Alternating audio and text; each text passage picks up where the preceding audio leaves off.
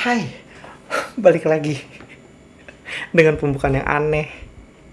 Tapi lanjut saja. Gue kali ini akan membawakan kamera di mana kalian mungkin cukup kaget untuk yang mengenal gue. Gue beli kamera ini. Kamera yang gue beli adalah kamera pocket. This is the only electronic camera yang gue punya. Tapi alasan gue beli kamera ini bukan karena kamera ini pocket. Tapi kamera pocket ini adalah kamera yang hanya mengizinkan lu untuk nge-shoot panorama. Karena kamera ini adalah Minolta Panorama atau disebut Minolta Riva Panorama.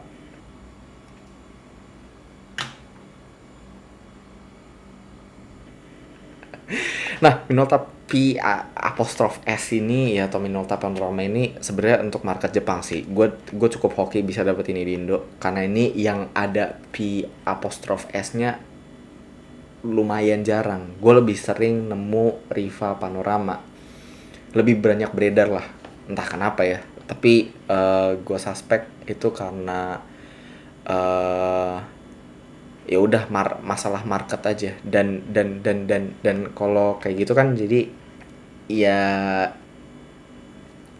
either gue dapet yang P'(S) atau yang Minolta Riva Panorama, gue ya sama aja, gue basically get the same thing.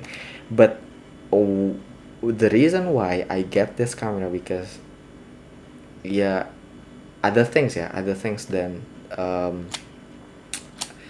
dia nge-shoot panorama adalah ini kamera yang menurut gue cukup engaging sih. Gue awalnya beli kamera ini tuh karena ini nge-shoot panorama. Tapi the reason I stay with this camera until now karena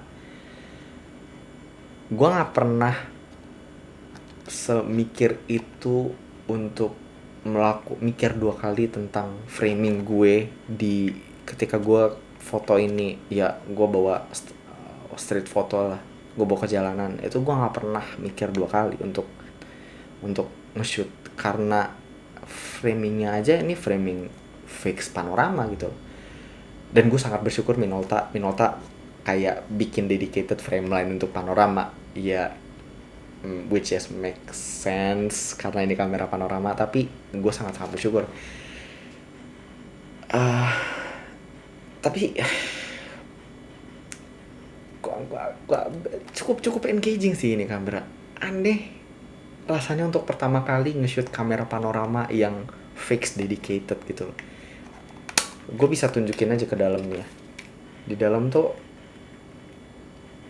di crop cuy, ininya di crop, jadi kalian nggak bisa nge-shoot apa-apa lagi gitu loh. Ya body all plastic sih, tapi the copy that I get itu cukup oke lah. Luar dalam cukup oke. Dalamnya oke banget. Dalamnya ini oke banget. Tapi untuk bagian luar ya I can't complain. I can't because the price point itu menurut gue cukup bargain sih. Dimana kalau di eBay tuh gue ya around 1.8 atau 2 juta lah, sampai 2 juta gitu. Tapi ini gue dapet dengan baterai waktu itu 1,2 juta. Dan menurut gue untuk pocket 1,2 juta di 2021 oke lah. Apalagi panorama lagi. Ya Hasselblad expand on budget lah. Ya, ini posernya, ini kamera poser untuk Hasselblad expand nih. Bohong, bercanda. Ntar gue diserang lagi. Nah, terus habis itu yang satu hal yang di kepala gue yang menurut gue itu cukup menarik dengan kamera ini adalah kamera ini menyediakan hal-hal kecil yang menurut gue sangat-sangat bikin nyaman gitu.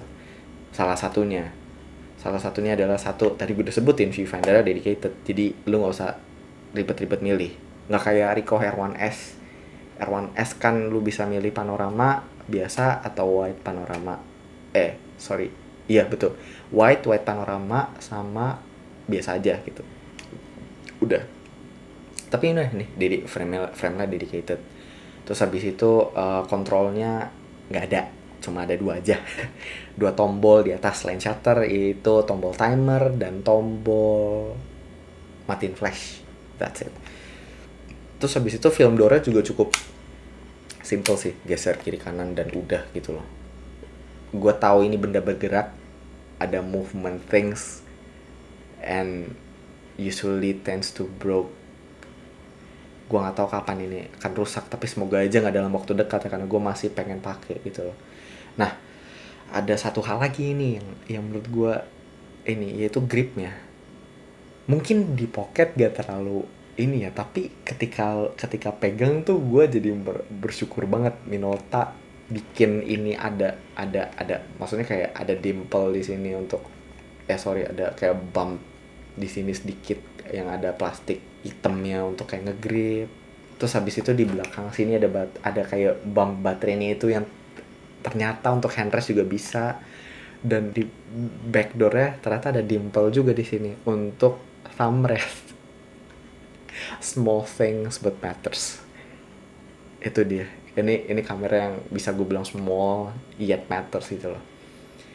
Yet mattersnya in a way bisa tanda kutip membuat tuh berpikir ulang tentang framing ataupun tentang approach lu terhadap foto atau subjek lu yang akan lu foto gitu loh. Karena the only thing you get is panorama. 2,7 banding 1 rasionya.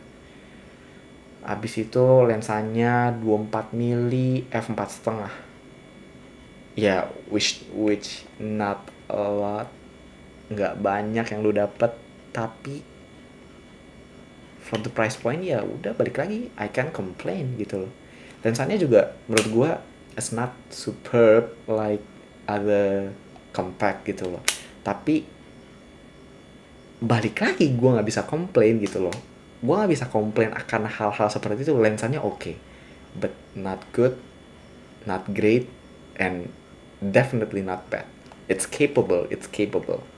Tapi ya udah, ya biasa aja gitu loh, nothing special gitu about the color atau enggak the sharpness, udah. Tapi selling pointnya tuh bukan di situ kamera ini. Selling pointnya adalah di mana lu bisa nge-shoot panorama top, di mana marketnya itu cukup kecil.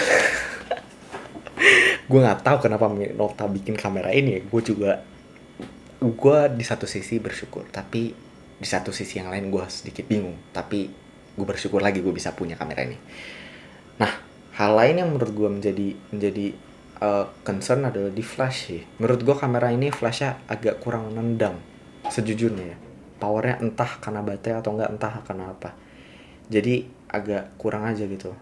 Ada lagi di shutternya mentok antara di 200 atau 400. Tapi gue rasa informasi yang benar adalah di 400, karena gue shoot siang pakai ASA 400 masih oke. Nah, dan ada lagi adalah DX code-nya ini cuma mentok baca di 400. Jadi kalau misalkan lu pengen nge-shoot di 800 ya udah, DX code-nya cuma baca 400, tapi ya udahlah, anggap aja over sedikit. Jadi ya meternya di sini juga cuma mentok sampai baca 400 lah, karena komputernya cuma bisa baca ASA 400 DX code-nya. Jadi ya sudah, itu aja yang lu dapat. Nggak bisa komplain karena harganya segitu, tapi well, this is for those of you yang pengen explore. Ini kameranya sih simple yet matters. Jadi inilah Minolta Riva Panorama or Minolta Panorama.